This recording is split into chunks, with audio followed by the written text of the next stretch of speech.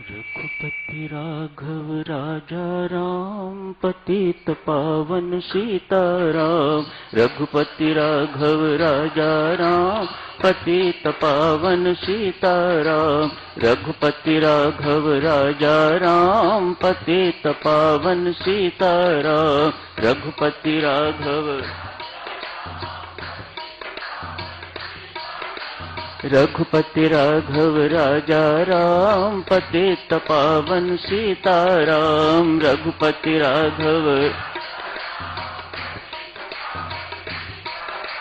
रघुपति राघव राजा राम, पतित पावन सीताराम। रघुपति राघव राजा राम, पतित पावन रघुपति राघव राजा राम, पतित पावन सीताराम। रघुपति राघव राजा राम, पतित पावन सीताराम। रघुपति राघव राजा राम, पतित पावन सीताराम।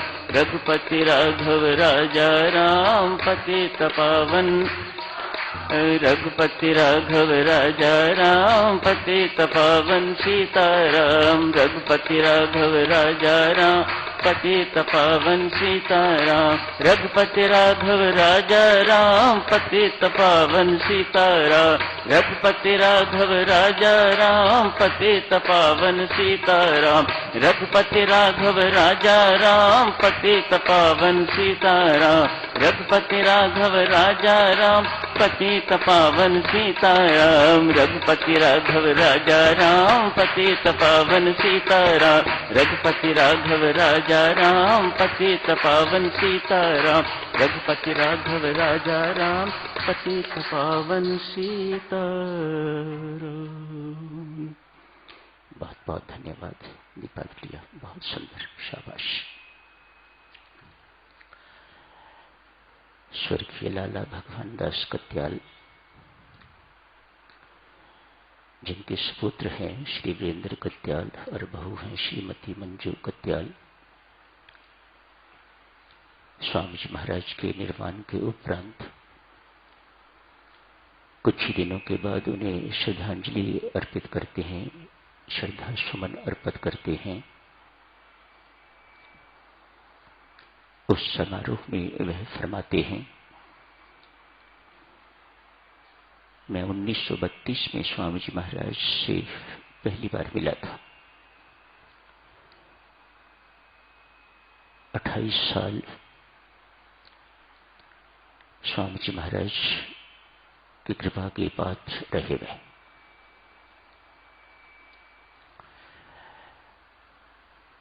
उनके अपने शब्द हैं,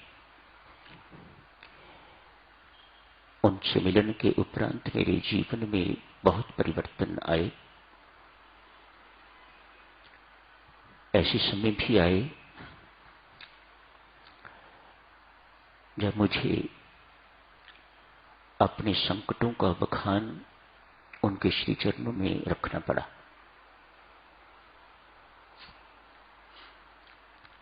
सामान्यतः साधक स्वामी जी महाराज से कोई बात करने की हिम्मत नहीं करता था। लाला जी उनके अति नजदीक थे, बहुत निकट थे, अतएव अपनी चर्चा भी कर लेते थे, अपने दुखों की, संकटों की चर्चा भी कर लेते थे और कालांतर में दूसरों के दुखों की चर्चा भी कर लेते थे। हर एक को संभवतया स्वामी जी महाराज के पास जाने की हिम्मत नहीं होती थी। उनका व्यक्तित्व इस प्रकार का था। लाला जी फरमाते हैं, जब कभी अपना संकट कहा या किसी दूसरे का संकट कहा, स्वामी जी महाराज ने उत्तर में एक शब्द नहीं कहा। कभी किसी को आशीर्वाद नहीं दिया, कभी वरदान नहीं दिया, लेकिन अनुभव में ये आया संकट दिन प्रतिदिन घटना शुरू हो गया। विपदा दिन प्रतिदिन टलनी शुरू हो गई।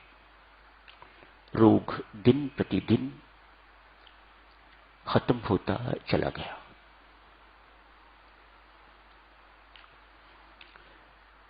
ऐसी परंपरा रही है साधुजनों हमारी। स्वामी जी महाराज के व्यक्तित्व से यही बोध होता है। लाला जी भी फरमाते हैं, अनेक सारी सिद्धियों के मालिक, लेकिन कभी किसी सिद्धि का प्रदर्शन आशीर्वाद के रूप में या वरदान के रूप में नहीं किया। मुझे बहुत लज्जा आती है ये कहते हुए भी, जब मेरे पास इधर लोग आते हैं और खड़े रहते हैं, आशीर्वाद दीजिए, क्या दूं मुझे समझ नहीं आती। बहुत छोटा महसूस करता हूं, बहुत लज्जित शर्मिंदा महसूस करता हूं। ये स्वामी जी महाराज का सिस्टम नहीं है।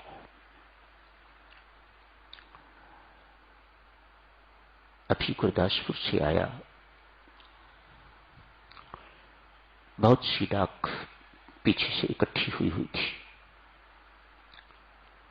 2-3 दिनों में लगभग 100 चिट्ठी का जवाब देना था।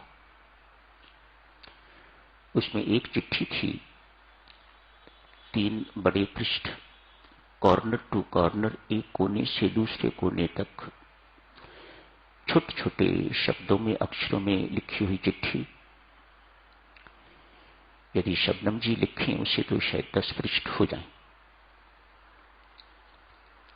इतनी लंबी चिट्ठी।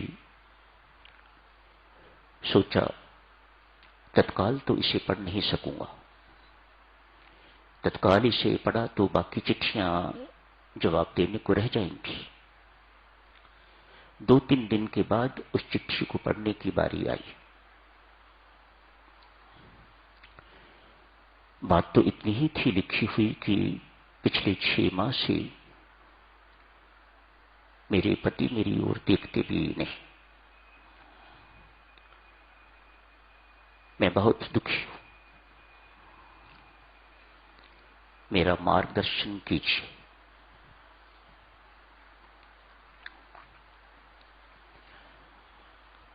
चिट्ठी पढ़ने के बाद पोस्ट कार्ड पर इतना ही लिखा, देवी जितना समय तूने चिट्ठी लिखने पर लगाया है, इतना समय राम राम जपती तो कुछ पुण्य की कमाई होती। चिट्ठी पढ़वाने में इतना समय मेरा भी गया। इतने समय में अपने लिए या किसी दूसरे के लिए जाप करता तो अपने या उसके पाप नष्ट होते।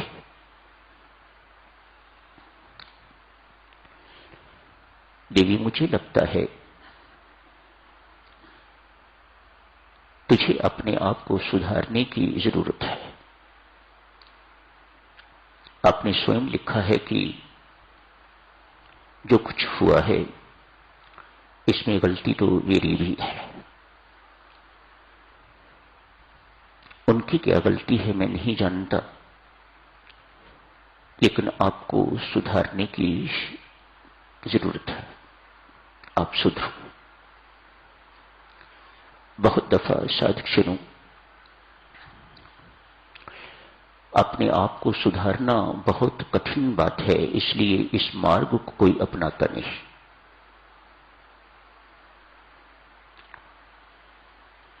दूसरों की गलतियां बहुत जल्दी दिखाई देती हैं।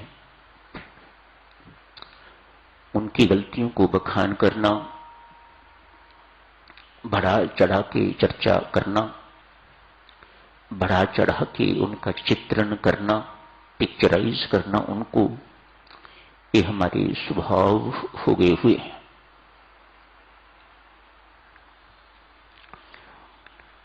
प्राय साधक स्वरूप मिलने वाले साधक जो बाहर खड़े होते हैं,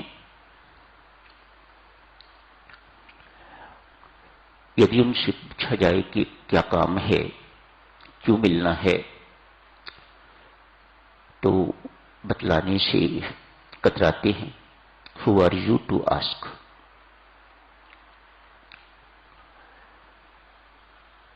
यदि बताएंगे तो झूठ बताएंगे, बाहर कुछ बता के तो भीतर आएंगे, मेरे पास भीतर पहुंचते हैं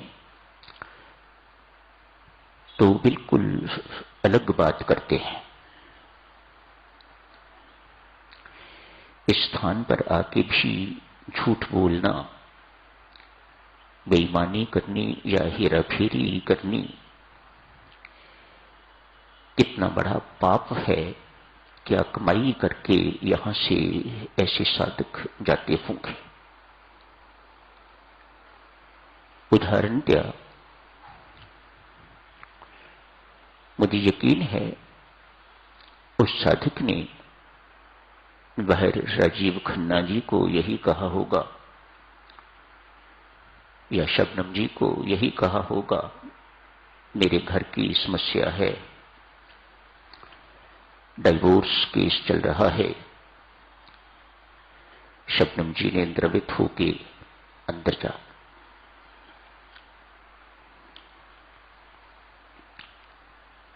राजीव जी भी, उनको भी लगा होगा